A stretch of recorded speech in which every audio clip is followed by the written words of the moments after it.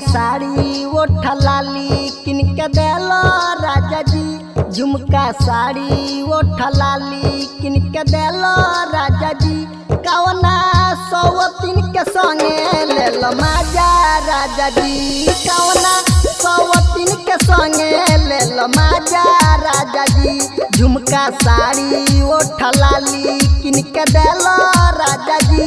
कवना सौतीन के संगे ले लो माजा राजा जी। कवना सौतीन के संगे ले लो माजा राजा जी।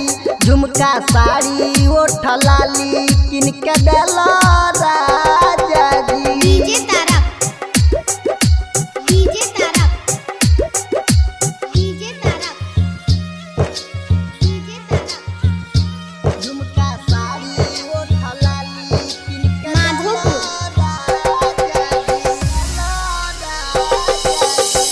सोलह सिंगार हमार रह जला छछन के।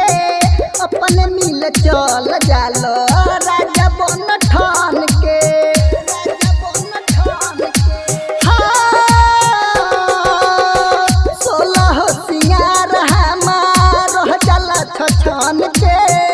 अपन मिल चल जालो राजा बन ठान के। जानो तानी ओकर फेरा में रहेला राजा जी। जानो तानी ओकर फेरा में रहेला राजा जी। कवना सौतीन के संगे ले लो माजा राजा जी।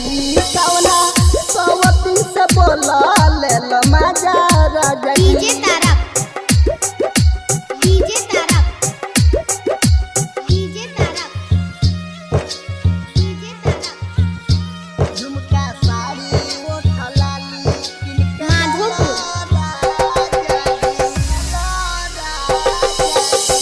राजू शराबी तोहार बिगड़ल बा रहनिया। सौतीन के कल पर जाके पियल पनिया।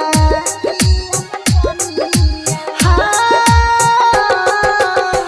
राजू शराबी तोहार बिगड़ल बा रहनिया। सौतीन के कल पर जाके पियल पनिया। सुनी बोली राम होता अब शिकायत राजा जी। सुनी बोली राम होता अब शिकायत राजा जी। कवना सौतीन के संगे ले लो माजा राजा जी। कवना सौतीन के संगे